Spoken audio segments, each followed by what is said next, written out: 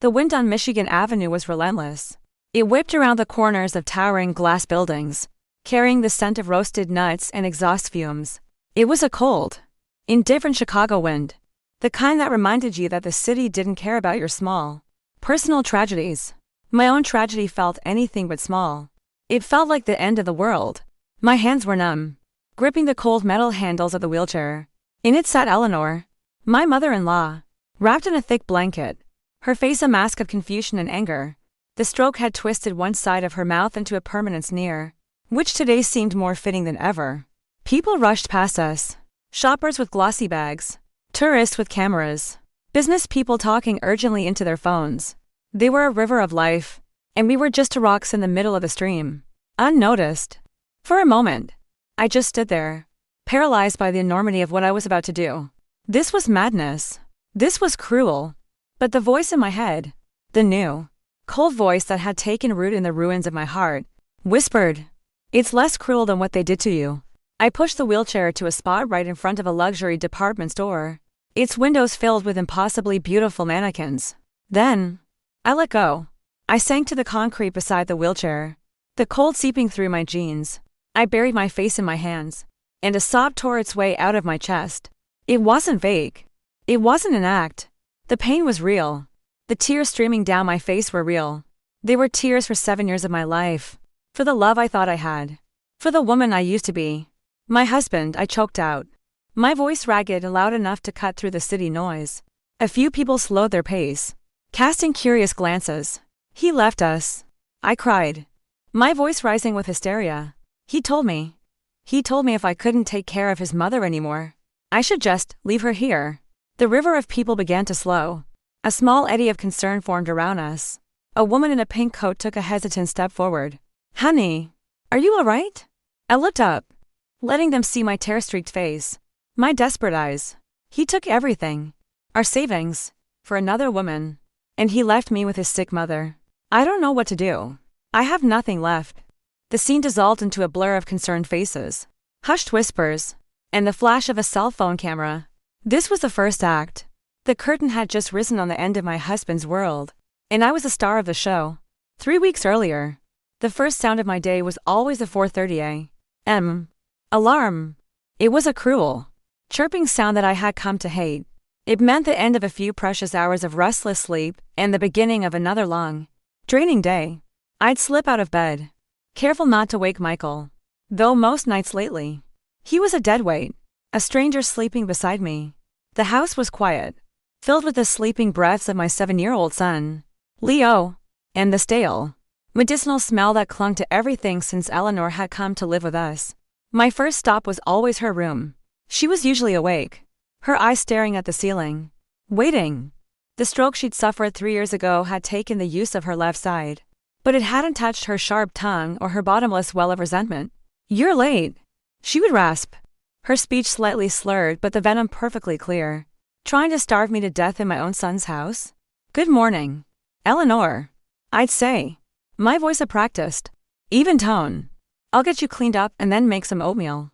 The routine was a grim ballet of bedpans, sponge baths, and changing sheets. Through it all, she would complain. The water was too hot. The water was too cold. I was too rough. I was too slow. I was useless. That was her favorite word for me. Useless. She had never liked me. From the day Michael brought me home, I was a disappointment. I wasn't from a wealthy family. I didn't have a fancy degree. I worked a service job at O'Hare Airport. I was, in her words, not good enough for my Michael. Having Leo hadn't helped. She'd wanted a grandson, but she'd wanted him to come from better stock. After getting her settled, I would go to Leo's room. This was the only part of my morning that felt like sunshine. I'd watch him sleep for a moment, his small chest rising and falling, his face so peaceful. He was the reason I endured everything. For him, I would walk through fire. I'd wake him gently, help him get dressed, and make him toast with a smiley face drawn in jam. By the time I had Leo ready for school and had spoon-fed a reluctant Eleanor her breakfast, Michael would finally emerge from the bedroom. He was a handsome man. I couldn't deny that. Tall, always impeccably dressed in a tailored suit, his hair perfectly in place. He looked like the successful senior vice president he was. But lately, His handsome face was always clouded with irritation. Is there any coffee that's not lukewarm for once? Sarah, he'd ask, not looking at me. His eyes already on his phone. I just made a fresh pot. Michael, he would grunt, pour a cup, and stand by the kitchen island, scrolling through emails. There was no kiss. No good morning. We were just two people sharing a mortgage. I have to go to San Francisco for a couple of days. A big client, he announced one morning. His tone flat.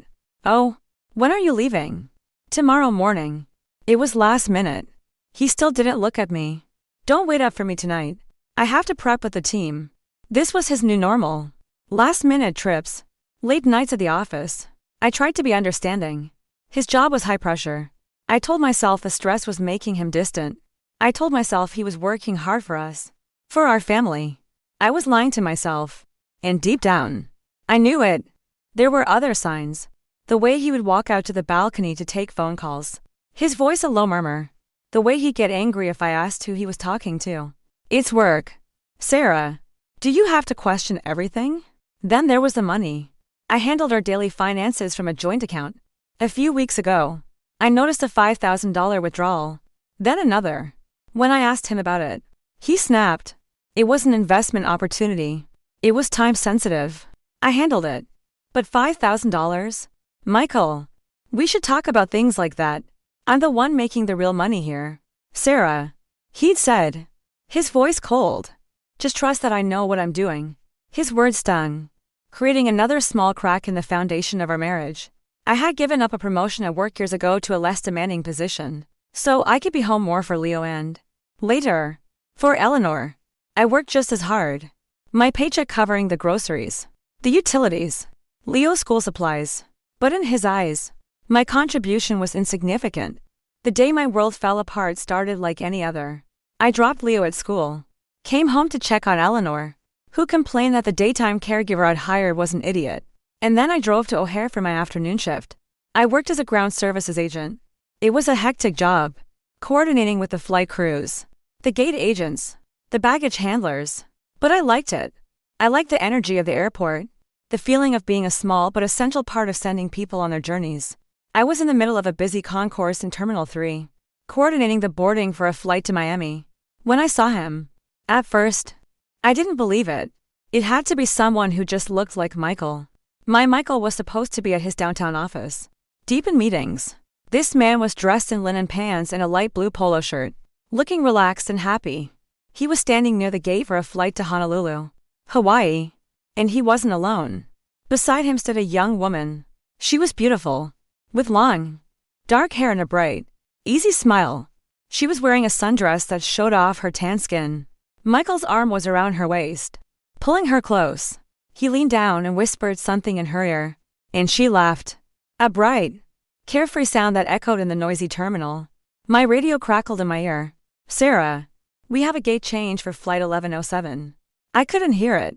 The sounds of the airport announcements, the rolling suitcases, the chatter of thousands of people all faded into a dull roar. The world narrowed to that one scene. My husband and this woman. He leaned in and kissed her. It wasn't a quick, friendly peck. It was a slow, tender kiss. The kind he hadn't given me in years. My breath caught in my throat. The air tasted like metal. My heart, which had been fluttering with anxiety for months, now felt like a stone in my chest. Heavy and cold. Every lie, every late night, every angry dismissal, every secret phone call, it all crashed down on me at once. It wasn't stress. It wasn't work. It was her. I stood there, hidden by a pillar, my body trembling. I watched them scan their tickets and walk down the jet bridge together, his hand resting possessively on the small of her back. They were going to paradise, and I was left in hell. I don't know how I finished my shift. I moved like an automaton. My voice a hollow echo of itself. My mind a swirling vortex of pain and betrayal. All I could see was that kiss. When I finally got back to my car in the employee parking lot, the dam broke. I sat in the driver's seat and screamed. It was a raw, wounded sound that came from the deepest part of my soul. I screamed until my throat was raw and my voice was gone. Then, I just cried. Hot, silent tears for the fool I had been, for the love I had wasted, for the family I had tried so desperately to hold together, only to realize it had been a lie all along. sitting there in the darkness of the parking garage, utterly shattered. I did the only thing I could think to do. I pulled out my phone, my fingers shaking so badly I could barely press the screen. I scrolled through my contacts until I found the name. Mom! I pressed the call button, not knowing what I would say, only knowing I couldn't bear this alone for another second. The phone rang 4 times before she picked up.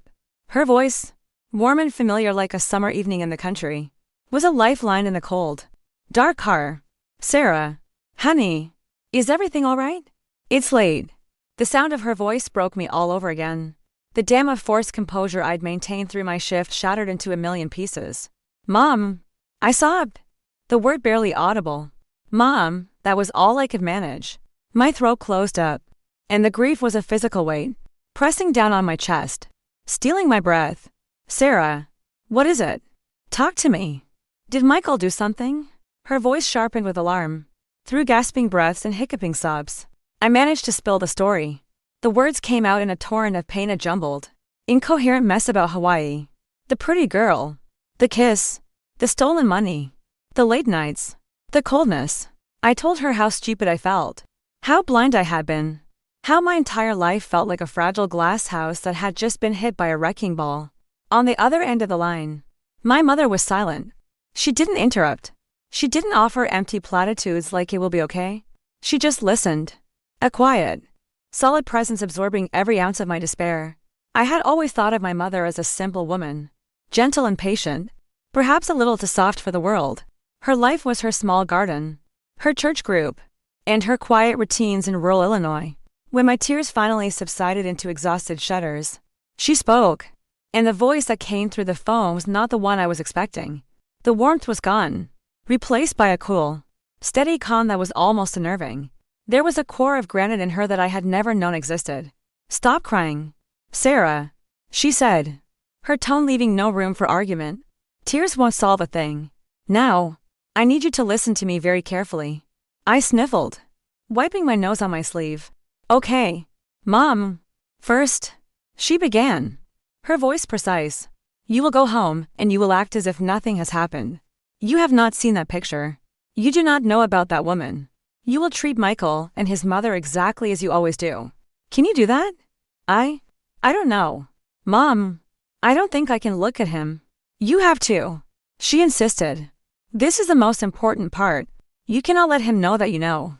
Not yet. I took a shaky breath. Okay. I'll try. Good. Second, I'm clearing my schedule. I'm coming to Chicago tomorrow. I'll tell Eleanor I'm here to help with her care. Give you a little break. Really? Mom, you don't have to. She cut me off. I do. And third, and this is a promise. Sarah, you and I are going to teach that treacherous man and his vile mother a lesson they will never, ever forget. We are going to get back everything that belongs to you. We are going to get Leo. I will see to it. Do you trust me? I was stunned into silence. This wasn't my gentle, gardening mother. This was someone else entirely. A field general. A strategist.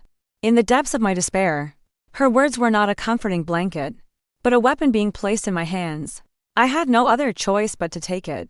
Yes, Mom, I whispered. I trust you. Good. Then do as I say. Leave the rest to me. When I hung up, the pain in my chest was still there. A dull, throbbing ache. But it was no longer accompanied by helplessness. A new feeling was stirring beneath it. It was cold and hard and sharp. It was the beginning of a resolve I never knew I possessed. The next 2 days were the longest of my life. I moved through my home like a ghost, performing my duties with a smile plastered on my face while my inside screamed. When Michael called to say his trip was extended by a day, I said, "Okay, honey, work hard." My voice sickeningly sweet even to my own ears. Then, Grace arrived. She showed up at my door with a single, small suitcase, looking every bit the part of a country mother coming to the big city. Her graying hair was pinned back neatly, and she wore a simple floral dress. But her eyes, when they met mine, were clear and steady. They held no pity, only purpose. She greeted Eleanor, who was openly displeased by the presence of her country mouse-in-law, with simple politeness. Then, she pulled me into my bedroom and locked the door. She opened her suitcase. Inside, beneath a few changes of clothes, was an arsenal I could never have imagined. There was a tiny digital camera, a few devices that looked like audio recorders, and a thick manila folder. "This," she said, her voice low and firm, "is what I've been working on." She showed me the camera. "It's a micro camera. I want you to install it in the living room. Somewhere I can see the couch where Eleanor watches television, and another one in her room. We need proof of how she treats you when Michael isn't around." Next, she opened the folder. My world tilted on its axis for the second time in 3 days. It was a private investigator's report. It was filled with pictures, not just of Michael with the woman from the airport, whose name the report identified as Chloe, but with several different women over the past few years. There were dates, times, hotel receipts. "Mom, how did you when?" A mother's intuition is a powerful thing. "Sarah," she said, her eyes meeting mine. I never trusted him. He was always too smooth, too charming. A year ago, I started to have my suspicions. So I hired someone. I didn't tell you because I didn't want to break your heart. And frankly, we didn't have enough to bring him down. Not yet. My hands trembled as I looked at the photos. The betrayal wasn't new. It was a cancer that had been growing for years. While I'd been cluelessly tending to our life, I had been living with a monster who wore my husband's face. "That's not the worst part," Grace said, her voice turning icy. She pulled out copies of bank statements. "This is, for the past 2 years, Michael has been systematically draining your joint savings account. Nearly $300,000. He moved it to a private account in his name only. And with that money, he bought a luxury condo in River North. For Chloe." The air left my lungs. $300,000. The money we had saved for Leo's college. For our retirement. The money I had contributed to. Penny by penny. Working overtime shifts. Packing my own lunch. Never buying myself anything nice. All of it. Gone. Siphoned away to fund his secret life. The grief in my heart finally burned away, leaving behind pure, white-hot rage. "That bastard." I hissed through clenched teeth. "I'm going to confront him. I'm going to ruin him." "Wait." Grace put a firm hand on my arm. "Anger makes you reckless. If you confront him now, he'll deny everything. He's cunning and calculating. Sarah, he'll twist it around. Make you seem crazy. He'll hide the rest of the assets. And you'll walk away with nothing in the divorce." She looked at me, her eyes sharp. "We have to be smart. I have a plan. We are not just going to divorce him. We are going to socially obliterate him. We are going to make sure he pays for every single thing he has done to you. And then, step by step," she laid out the plan. It was meticulous, brilliant, and terrifying. The first phase was to establish her presence in the house and gather more irrefutable evidence. That evening, when Michael finally came home from his business trip, I played my part. I summoned every ounce of acting ability I had. "Michael," I said, my voice deliberately small and weary as he set down his briefcase. "I'm so tired lately. Work has been so much. And taking care of Eleanor alone, it's getting to be a lot. I was wondering, would it be okay if my mom came to stay for a while? To help out?" Michael, who was loosening his tie, barely looked at me. He considered it for a moment. I could almost see the gears turning in his head. "Free labor. Saves me from hiring a proper nurse." "Yeah, sure," he said with a shrug. "That's a good idea. Save us some money. She's welcome to stay." The casual cruelty of his words was another twist of the knife. My mother was nothing more than a free caregiver in his eyes. I lowered my head to hide the hatred in my eyes, and added one more item to the long list of his debts. And so, Grace officially moved in. Michael suspected nothing. In fact, he seemed pleased to have the burden of his mother lifted even further from his shoulders. He had no idea he had just invited the architect of his downfall to live under his own roof. Grace began her work immediately. While Michael was at the office, she expertly installed the tiny cameras. One was tucked behind a fake plant in the living room, with a perfect view of Eleanor's thrown-up worn armchair from which she ruled her tiny, bitter kingdom. The other was placed on top of a bookshelf in Eleanor's bedroom. They were invisible, as Grace had predicted.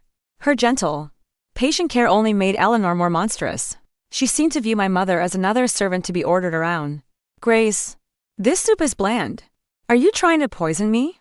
Eleanor shouted one afternoon, shoving the bowl so hard that hot soup sloshed onto my mother's hand. Grace said nothing, quietly cleaned the mess, and went to make another batch. "Why do you walk so slowly? You're like a turtle. Get me to the bathroom before I soil myself in this chair. This nightgown is black. Are you trying to curse me? Trying to wish death on me? Change it now. Every outburst, every insult, every act of petty cruelty was captured in high-definition video and crystal-clear audio. When Michael came home, Eleanor would transform into a frail, suffering victim. Oh, Michael, your mother-in-law is very slow. I think Sarah was better at this. And Michael, as always, believed her. Sarah, can't you talk to your mom? My mother is complaining constantly. We need someone competent if she's going to be here. I would just nod and say, I'll talk to her. Michael. Inside. I was laughing. Keep talking. Keep performing. Every word is another nail in your coffin. My task was to find the final pieces of the puzzle on Michael's end. The plan required patience and performance. For weeks, I was a dutiful, tired wife. I stopped asking where he was going. I never glanced at his phone. I was waiting for my chance. It came on a Saturday night. Michael went out for drinks with a client and came home stumbling drunk. He collapsed onto the bed and was instantly unconscious, his phone slipping from his hand onto the floor beside him. My heart hammered against my ribs. This was it. I crept over and picked it up. My hands shook as I entered the passcode. He still used my birthday. The irony was so bitter it tasted like acid. The screen lit up, and Michael's secret world opened up before me. The photo gallery held hundreds of pictures of him and Chloe, on a yacht in the Caribbean, at a 5-star restaurant in New York, kissing under the Eiffel Tower in Paris. He had been living a completely separate, luxurious life with my money. Then I opened his messaging apps. They called each other my love, my soulmate, and they talked about me. They called me the warden, the ball and chain, the baby machine. Just be patient a little longer. My love. One of Chloe's texts read, once the company merger is complete, I'll get rid of her. Then we can be together properly. I know, baby. Michael had replied with a string of heart emojis. I'll make it all up to you. He wasn't just cheating. He was actively planning to discard me like a piece of trash. But the final discovery was the most chilling. I checked his phone's internet browser history. The recent searches made my blood run cold. Best divorce lawyers in Chicago. How to protect assets in a divorce. How to gain full custody as a high-earning spouse. Legal grounds to declare a spouse mentally unstable. He was preparing for war. He was building a case to take everything from our home, our money, and worst of all, my son, Leo. With trembling fingers, I used my own phone to take pictures of every screen, every photo, every text message, every bank transfer, every search query. I sent them all to a secret email account I had created. This would be my ammunition. When I placed his phone back on the floor, the first light of dawn was breaking outside. I looked at the man sleeping in my bed. His face in sleep looked peaceful, almost innocent. But I knew the truth. I knew the devil that lurked behind the handsome mask. Any love I had left for him died in that moment, replaced by a cold, hard resolve. I slipped out of the room and went to my mother's. She was awake, sitting in a chair by the window as if she'd been waiting for me. I didn't have to say a word. I just handed her my phone. She looked through the pictures, her face unreadable, but a dangerous glint shone in her eyes. She looked up at me. Good work, Sarah, she said softly. The evidence is almost complete. It's nearly time for the knockout punch. The time is ripe, Grace declared a few days later. After we had reviewed all the evidence one last time, we were sitting at the kitchen table. The damning photos and bank statements spread out before us like a battle map. Her voice was quiet, but it carried the weight of a judge's sentence. A strange energy filled me, a mixture of terror and exhilaration. Tomorrow, she said, we begin the performance. The rest of the afternoon, my mother was on the phone. I didn't know who she was talking to, but I overheard snippets of named journalists, social media influencers, people with platforms and followers. My mother, who I thought had spent her whole life in a kitchen and a garden, had a network I could never have imagined. She was a spider, patiently weaving a web, and she was preparing to give her daughter the biggest stage in the world. The next morning, we chose our moment. Michael had left at dawn, claiming he had an important client golf outing in Wisconsin for the weekend. I knew exactly who his client was. My mother and I began our preparations. We went into Eleanor's room and picked out her oldest, most pitiful-looking clothess of faded, stained cardigan and a worn-out house dress. A flicker of guilt sparked in my chest. This felt wrong. But Grace caught my eye. And her look was as hard as flint. Do not forget what they did to you. Her eyes said. Compassion now is a form of suicide. We wheeled Eleanor out of the house, telling her we were taking her for a walk to get some fresh air. She grumbled but didn't object, probably bored from being cooped up for so long. Grace had called for a wheelchair-accessible van, not a taxi. We were headed downtown, to the heart of the city, Michigan Avenue, the Magnificent Mile, on a Saturday afternoon. It would be packed. As the van pulled up to the curb, my heart began to pound a frantic rhythm against my ribs. I was afraid. Afraid of the stairs. Afraid of the judgment. Afraid that I wouldn't have the courage to see it through. Grace squeezed my hand, her grip surprisingly strong. Her warmth and confidence flowed into me. Don't be afraid, Sarah, she whispered. Think of Leo. Think of your future. You are doing the right thing. We maneuvered Eleanor's wheelchair onto the sidewalk, positioning it in a spot with the highest possible foot traffic. Then, Grace stepped back, melting into the crowd of shoppers, pulling out her phone to record from a distance. The stage was mine. I took a deep, shuddering breath. I let all the pain, the humiliation, the rage that I had suppressed for weeks bubble to the surface. The tears came easily. They were hot and real. I collapsed to my knees on the hard concrete next to the wheelchair, buried my face in my hands, and began to weep. It started as a choked, heartbroken sob, but I let it build into a wail of pure, unadulterated despair. Heads began to turn. The river of pedestrians slowed. A few curious people stopped. Ma'am, is something wrong? A middle-aged man asked, his face etched with concern. I lifted my tear-soaked face, my voice trembling and broken. Please, please help us. My husband, he abandoned us. The story poured out of me. I told them about sacrificing my career to care for my sick mother-in-law. I told them about my successful husband, a senior VP at a major tech firm, who was having an affair and had drained her bank account to support his mistress. I told them how he refused to help with his own ailing mother, leaving the entire burden on me. How I couldn't even afford her medication now. He's gone with a younger woman. I cried, my voice catching. He said his mother was a burden. He said if I couldn't handle it, I should just leave her on the street. What am I supposed to do now? I gave him everything, and he threw us away like trash. Every word was a piece of the truth, embellished with the raw agony I felt. It wasn't an act. Not really. I was simply broadcasting the pain I had been carrying in silence for so long. My story struck a chord. The crowd grew larger, their murmurs of sympathy turning into a low rumble of outrage. Cell phones were raised, their lenses pointed at me and the confused, scowling woman in the wheelchair. Eleanor, at first, seemed bewildered by the sudden attention. But as she listened to my public confession, she realized I was at the center of it, and her arrogant, vicious nature took over. In her mind, I was slandering her precious, perfect son. You shut your mouth right now, she screeched, her twisted mouth making the words sound even more monstrous. You ungrateful witch. How dare you lie about my son? My Michael is a good man, a good son. He would never abandon his own mother. The crowd, which had been murmuring in sympathy for me, fell silent for a second, then erupted. Eleanor's words were like gasoline on a fire. Lady, your daughter-in-law is clearly suffering. A young woman with pink hair said. How can you speak to her like that? She's the one taking care of you. Eleanor glared at her. What do you know? It's her duty. Without my son, she'd be nothing. A nobody. And if my son finds happiness with another woman, it's because this one, she pointed a trembling, gnarled finger at me, couldn't keep him satisfied. She should be grateful he gave her a son. A collective gasp went through the crowd. Oh my God. Did you hear that? Someone shouted. She's defending him. She's blaming the wife for his affair. Eleanor, in her blind arrogance, had just confirmed my entire story.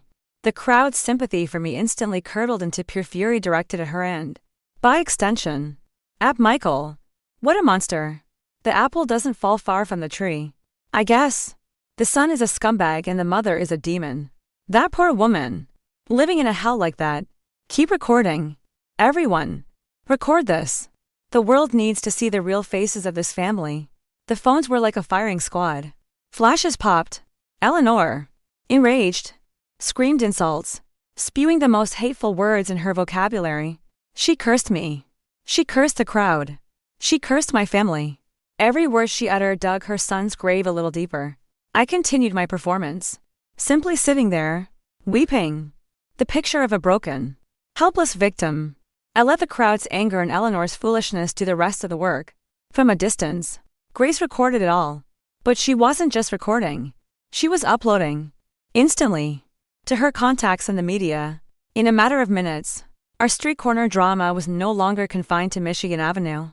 It was exploding across online news sites and social media feeds under sensational headlines. Shocking video, crying wife says tech exec husband abandoned her, and his paralyzed mother on Chicago street. Outraged mother-in-law's vicious rant goes viral. Claims son's affair is wife's blessing.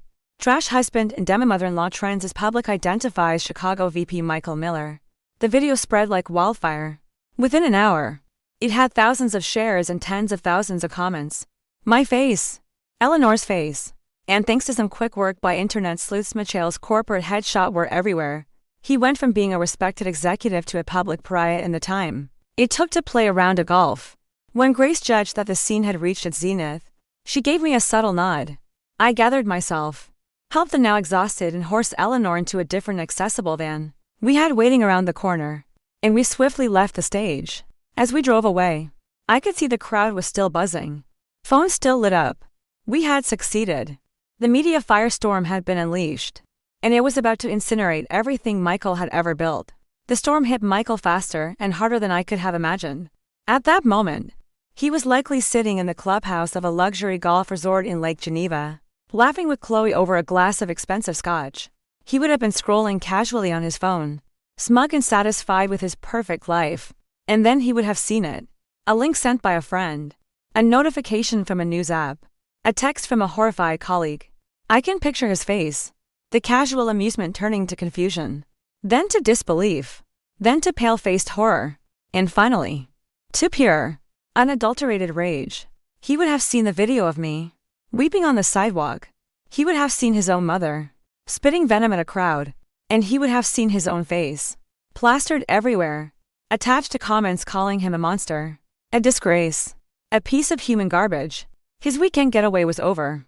I imagined him scrambling, making frantic calls, leaving a confused Chloe behind as he raced back to Chicago. His mind reeling. He wouldn't call me. He would want to see my face. He would want to confront the source of his ruin. The hurricane we had created was heading straight for our front door, and we would be ready for it.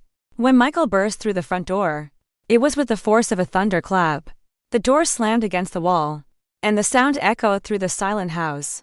He stood there for a moment, his chest heaving, his tailored suit rumpled, his face a blotchy, furious red.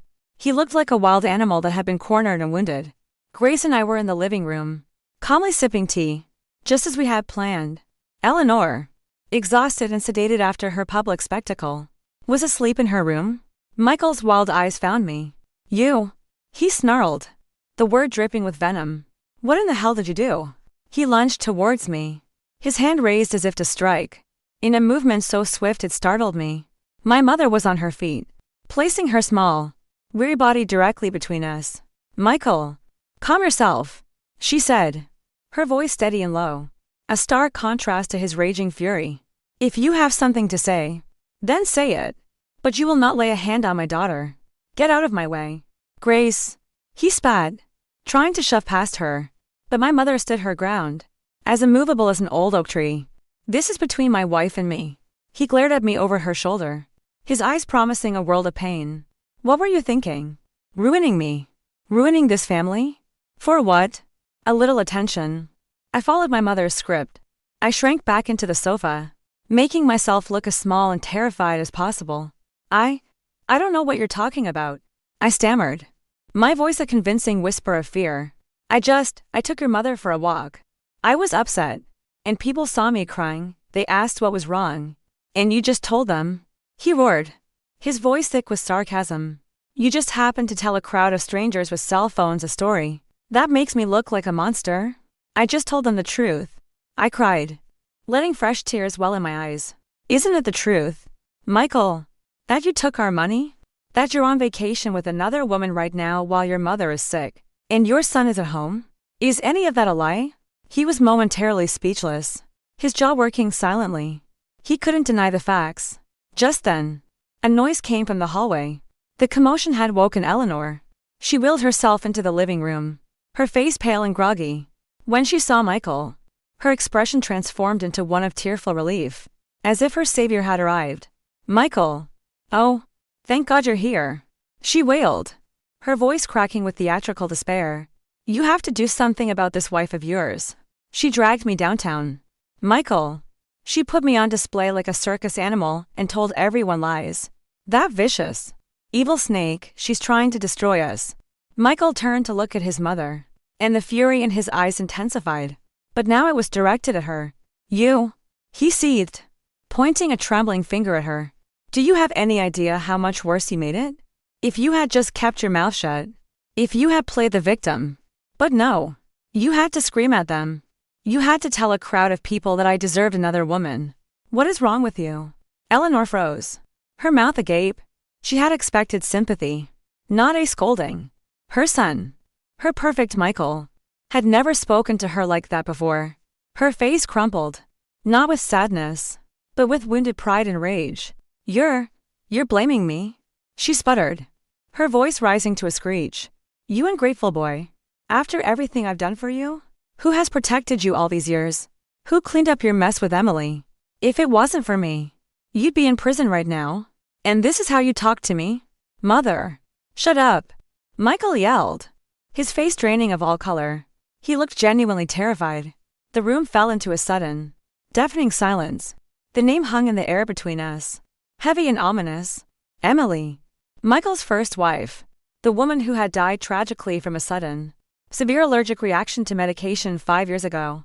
Before I had even met him, he had always described it as a terrible accident, a one-in-a-million tragedy. My mother and I exchanged a fleeting, almost imperceptible glance. In that single look, we both understood. We had just stumbled upon a secret far darker and more dangerous than infidelity and financial deceit. The small, discreet digital audio recorder my mother had placed on the sideboard, which she had quietly switched on the moment she heard Michael's car in the driveway, was capturing every single word. Michael realized his mother's catastrophic error. He stopped shouting. He looked back and forth between us, his panicked eyes trying to gauge if we had understood the significance of what was just said. He ran a hand through his hair, his composure completely shattered. He glared at me, then at his mother, then back at me. Finally, without another word, he turned, stormed into the master bedroom, and slammed the door so hard a picture fell off the wall. The house was quiet again, but the silence was different now. It was charged with the electricity of a terrible revelation. Grace walked over to the sideboard and calmly switched off the recorder, slipping it into her apron pocket.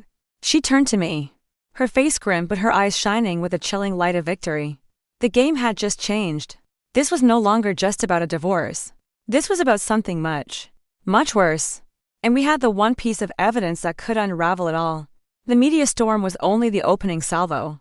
The real attack, the one aimed at Michael's career and livelihood, began the very next morning.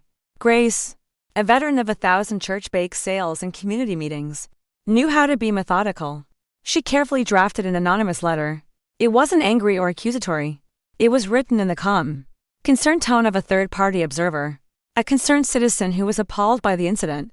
The letter, sent from a public library computer to avoid being traced, was emailed to the entire board of directors and the head of human resources at Michael's company. It detailed the events on Michigan Avenue, highlighting the unethical conduct of a senior executive who represented the company's public face. But that wasn't all. My mother was far too clever for just that. She attached a curated selection of our most powerful evidence. A few photos of Michael and Chloe in Paris and the Caribbean, time-stamped to show the long-term nature of the affair. Scans of receipts for $1,000 handbags and luxury watches. The bank statements showing the massive fund transfers. And then, the masterstroke. Grace had meticulously cross-referenced his expense reports, which I had photographed from his laptop, with the dates of his gifts to Chloe. She highlighted several instances where he had claimed expenses for client dinners and business travel that perfectly coincided with his romantic getaways. He hadn't just used our money. He had been systematically embezzling from his own company. The letter ended with a simple, devastating question: is an employee with such questionable ethics, a man who defrauds his family and his employer, truly fit to represent the interests and image of your esteemed corporation? Shortly after the email was sent, Michael's phone began ringing off the hook. He had locked himself in the bedroom, and I could hear his muffled, frantic voice trying to explain, to deny, to lie his way out of the hole he was in. But it was too late. By afternoon, an internal memo was circulated at his company. Michael Miller was suspended indefinitely, pending a full internal investigation into serious allegations of misconduct. The carefully constructed image of the brilliant, untouchable executive had been shattered in less than 48 hours. At the same time, his mistress, Chloe, was beginning to taste the bitter consequences of her choices. Her name and photos, leaked from the online fury, were everywhere. She was branded a homewrecker, a gold digger. Her social media was flooded with hate mail. Under pressure from her family, her friends, and the court of public opinion, she buckled. That evening, I intentionally walked past the bedroom door as Michael was on the phone. I heard Chloe's sobbing voice through the receiver. "It's over, Michael," she cried. "I can't do this anymore. This is all your fault. My life is ruined because of you. Everyone is looking at me like I'm a criminal." "Chloe, baby, just calm down," Michael pleaded, his voice desperate. "Let me handle this. I'll fix it." "Fix it? How? You can't even fix yourself. You've been suspended. You have no money, no reputation. I don't want to be with someone like you. Don't ever call me again." The line went dead. I heard Michael roar in frustration and the sound of something smashing against the wall. The woman for whom he had risked everything, the woman he was going to leave his family for, had abandoned him the second he was no longer useful. It was the price of betrayal. I went back to the kitchen and told my mother. She just nodded slowly. "Love built on lies and money always ends in betrayal and calculation," she said quietly. "Let them tear each other apart." The night was deep and quiet, but the storm in our house was only just beginning. Michael had lost his career and his mistress. All he had left was his rage, and he would soon be looking for a new target. We had to be ready for the next battle. Having lost everything in a matter of days, Michael transformed into a caged beast. He no longer bothered with the pretense of the calm, sophisticated executive. He was a creature of pure rage and resentment, and he directed it all at me. "This is all your fault," he would hiss whenever we passed in the hallway. "You ruined my life." He never raised a hand to me. Perhaps he was afraid of my mother, or more likely, afraid I'd be recording, but his words were a constant. Corrosive acid. He called me a venomous snake, a vindictive witch. He promised me, his eyes burning with a cold fire, that I would never know a moment of happiness again. His silence was more frightening than his shouting.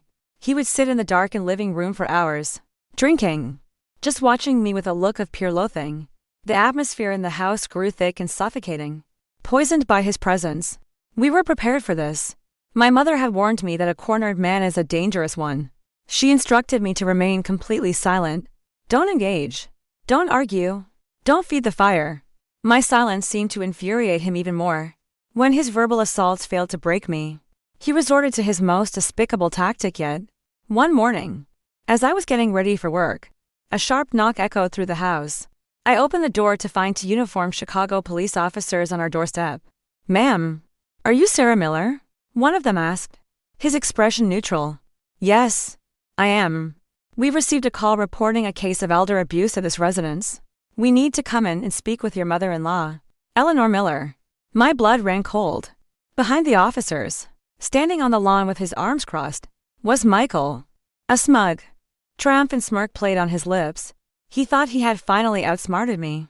He was using the law to paint me as a monster, to destroy what was left of my reputation. But he was wrong. Grace and I were ready for this. "Of course. Officers, please, come in," my mother said, appearing at my side. Her voice was the epitome of calm cooperation. "We are happy to do anything we can to clear this up." As the officers entered, Michael followed, his smirk widening. He expected tears, denials, hysterics. He got none of it. The officers sat on the sofa while my mother went to get Eleanor. They began by asking me questions, their tone professional but skeptical. I answered them honestly and calmly. Then, Grace wheeled a surprisingly docile Eleanor into the room. One of the officers addressed her gently. "Ma'am, we received a report that you are being mistreated here. Can you tell us what's been happening?" Eleanor, clearly coached by Michael, put on a masterful performance. Tears welled in her eyes. Her voice trembled. She's cruel to me. She whimpered, pointing a shaky finger at me. She starves me. She calls me a burden. Sometimes she gets so angry. She pushes me. Michael nodded grimly from the corner, playing the role of the concerned son.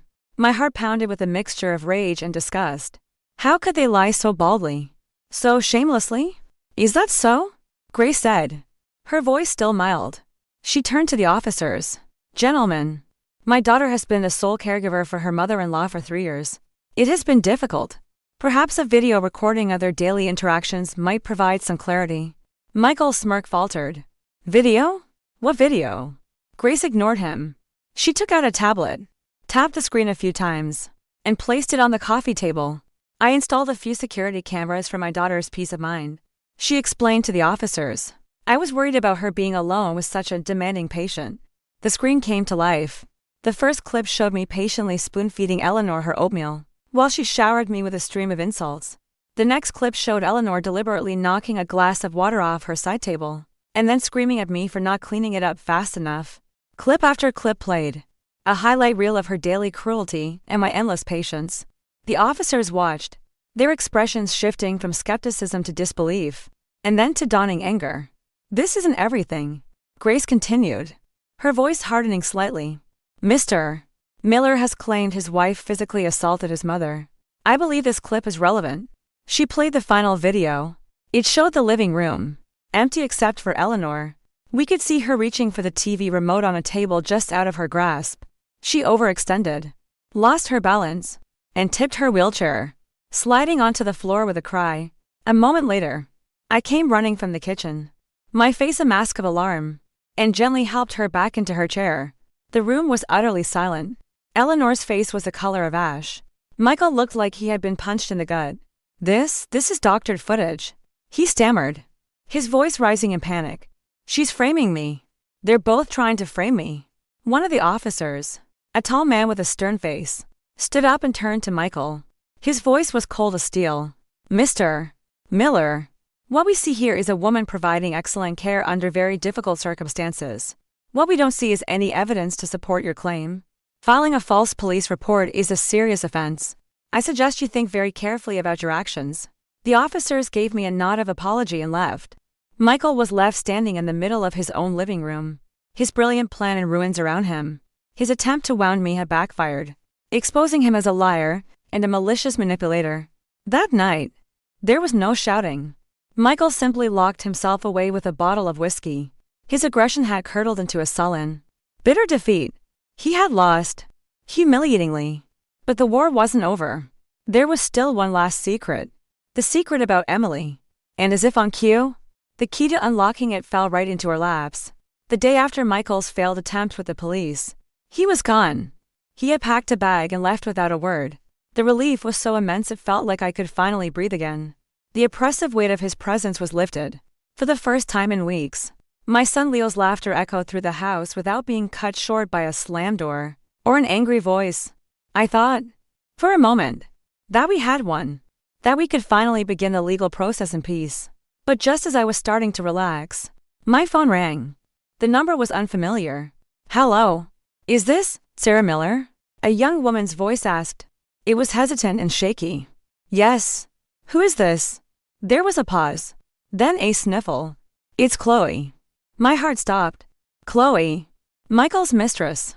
I felt a surge of ice-cold anger. What could she possibly want? To gloat? To taunt me?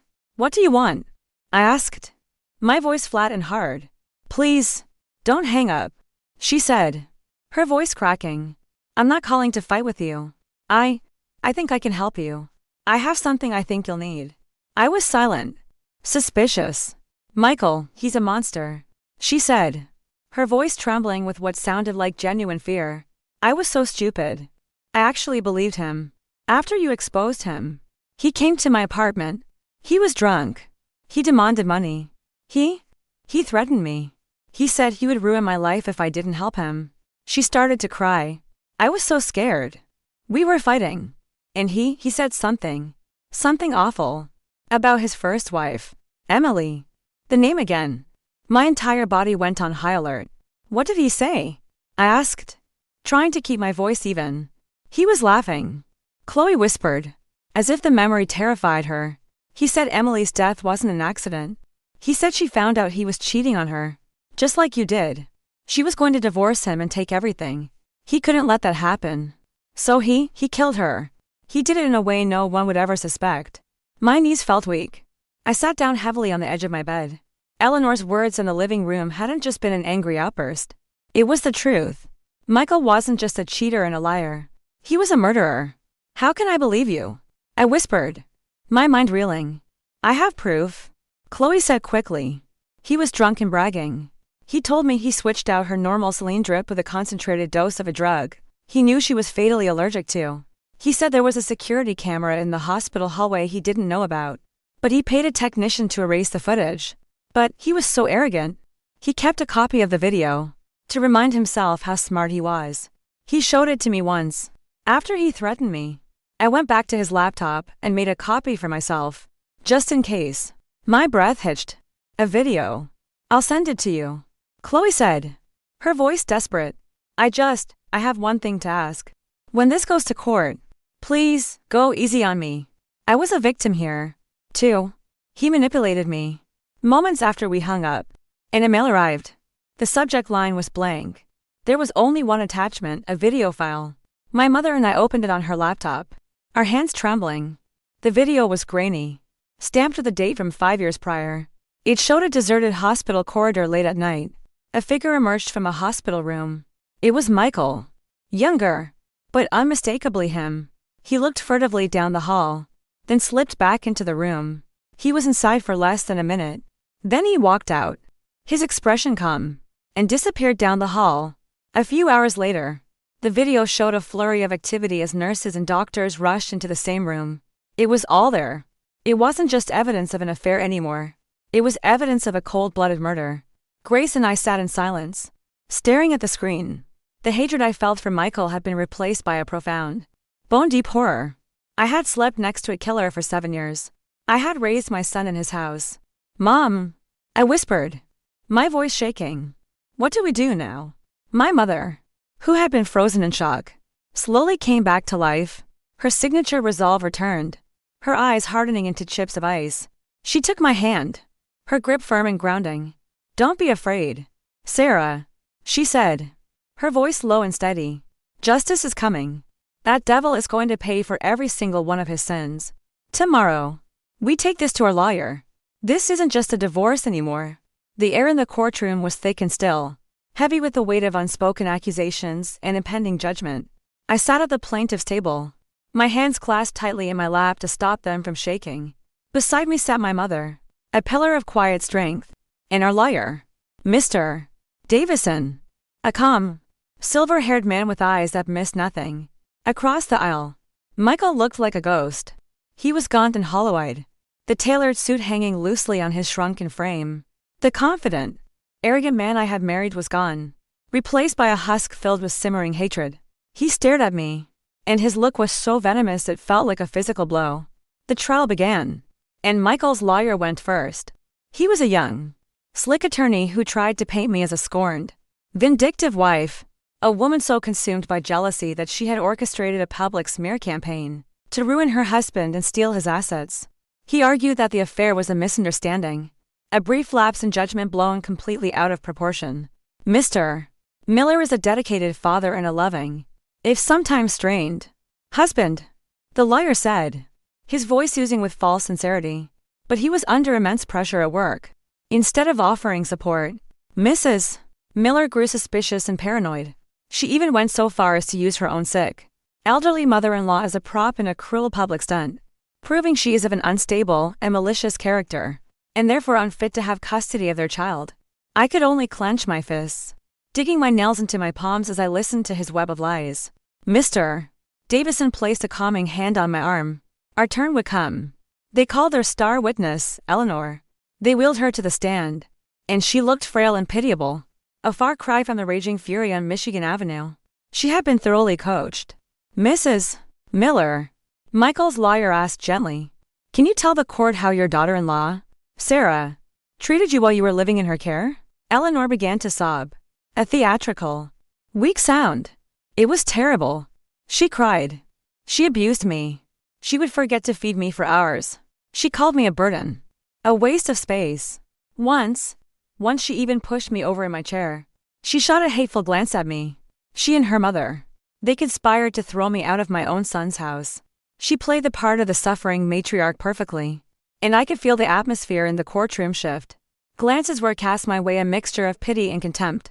Michael sat there, nodding sadly. The very picture of a heartbroken son. When her testimony was finished, a heavy silence fell over the room. It was Mr. Davison's turn.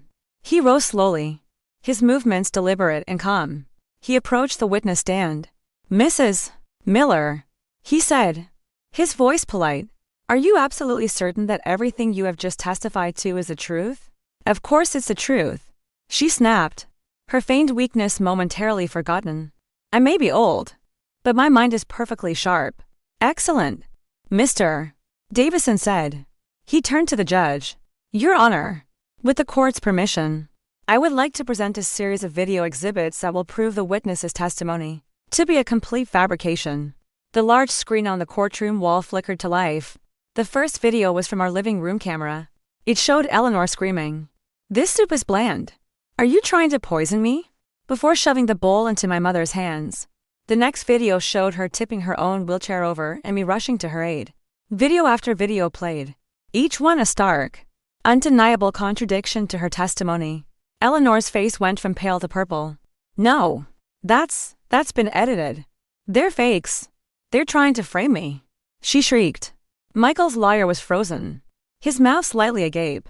He clearly had not anticipated this. But this was just the opening act. Your Honor, Mr. Davison continued, his voice resonating through the stunned silence. The witness's perjury was not her own idea. She was coerced and coached by her son, the defendant, Mr. Michael Miller. I would now like to play an audio recording. He pressed a button, and the speakers filled with the sound of Michael's voice, raw with rage. We all listened to the argument he'd had with his mother, his voice screaming, "Do you have any idea how much worse you made it?" And then, Eleanor's fateful, screeching reply echoed through the courtroom. Who cleaned up your mess with Emily? If it wasn't for me, you'd be in prison right now. A collective gasp swept through the gallery. The judge leaned forward, his expression suddenly stern. Counselor, who is Emily? Michael sank in his chair, his face the color of wet cement. He knew it was over. His perfectly constructed facade had just been demolished, and the ugly truth was about to be exposed. After the audio recording played, a heavy, charged silence descended upon the courtroom. The judge's eyes were fixed on Michael, who sat staring at the floor, trembling. Mr. Miller, the judge said, his voice dangerously quiet. The court asks you again. Who is the person, Emily, mentioned in that recording? Michael remained silent. His lawyer jumped to his feet. Your Honor, that was merely a turn of phrase, said in anger. It has no bearing on this divorce proceeding. No bearing, Mr. Davison countered, his voice sharp as a razor. Your Honor, we believe it has every bearing. It speaks directly to the defendant's character, or rather, his profound lack of it. It demonstrates that he is a man capable of anything to protect his own interests. Mr. Davison paused, letting the tension build. The woman mentioned, Your Honor, was named Emily Chen. She was the defendant's first wife. Her official cause of death, 5 years ago, was anaphylactic shock following a routine medical procedure. It was ruled a tragic accident. But was it? He let the question hang in the air for a dramatic beat. Today, Your Honor, we have one final piece of evidence. Evidence that will expose every lie, every crime committed by the defendant. He turned to the judge. With your permission, we would like to play one last video. The judge nodded grimly. The large screen lit up once more. This time, it wasn't a home security camera. It was grainy CCTV footage. A timestamp in the corner showing a date from 5 years ago. The entire courtroom held its breath. The video showed a silent, empty hospital corridor late at night. A door opened, and Michael slipped out. He looked down the hall, then quickly went back into the room where his wife, Emily, lay sleeping. He pulled a small syringe from his pocket and, with a calm, practiced movement, injected its contents into her bag. His actions were precise, unhurried, and chillingly cold. His task completed. He walked out of the room as if he had done nothing more than check on a sleeping patient. The video stopped, but the image of his crime was burned into the mind of everyone present. The silence in the room was more profound than any shout. It was a silence born of pure horror. Eleanor let out a choked gasp and then slumped forward in her wheelchair, unconscious. Michael was broken. He stared at the blank screen, his face a mask of disbelief and terror. The proof of his ultimate crime, the secret he thought was buried forever, had just been broadcast for the world to see. "No," he whispered, shaking his head. "No, it's a fake. It's all a fake." Suddenly, he lunged to his feet, his eyes wild with madness. He pointed a shaking finger at me. "It's her. She did this. She's trying to destroy me. She's the devil." He tried to run towards me, his face contorted in a mask of insane rage. But two bailiffs were on him in an instant, tackling him to the ground. "Order! Order in the court!" the judge roared, slamming his gavel. Michael's insane screams and curses filled the courtroom as the bailiffs dragged him away. A raving, defeated animal. His performance as a successful husband and dutiful son had ended with the unmasking of a killer. The truth was out, and justice, however late, was finally at hand. After Michael was removed and Eleanor was taken away for medical attention, the trial resumed. The atmosphere was somber, the air still thick with the shock of what had been revealed. Michael's lawyer, his face ashen, offered no further defense. There was nothing left to say. The judge, his face a grim mask, delivered his final verdict. His voice was clear and resolute, each word a hammer blow sealing Michael's fate. Based on the overwhelming evidence presented, this court finds that the defendant, Michael Miller, has engaged in extreme and malicious conduct, including emotional abuse, financial fraud, and a pattern of deceit that has caused irreparable harm to the plaintiff, Sarah Miller. Therefore, the court grants the plaintiff's petition for divorce, effective immediately. A wave of relief so profound it was dizzying washed over me. I was free. Regarding the custody of the minor child, Leo Miller, the judge continued, looking directly at me. Given the defendant's demonstrated lack of moral character and his unstable, violent behavior, the court grants sole legal and physical custody to the plaintiff, Sarah Miller. The defendant will be required to pay child support as stipulated by state law. Tears streamed down my face, but for the first time in years, they were tears of joy. I had my son. He was safe. Regarding the division of marital assets, due to the defendant's gross misconduct and financial dissipation of marital funds, the court awards 70% of all community property, including full ownership of the marital home, to the plaintiff. Furthermore, the defendant is ordered to pay the plaintiff $500,000 in punitive damages for emotional distress. My mother squeezed my hand, her eyes shining with pride. We had not just won. We had taken back everything he had stolen, and more. Finally, the judge delivered the final, most important ruling regarding the new evidence pertaining to the death of Emily Chen. This court finds sufficient cause to believe a felony has been committed. Therefore, all relevant evidence, including the audio and video recordings, will be turned over to the district attorney's office for a full criminal investigation into the defendant, Michael Miller, for suspicion of murder, and into Eleanor Miller for suspicion of being an accessory after the fact. The gavel came down with a final, echoing crack. It was over.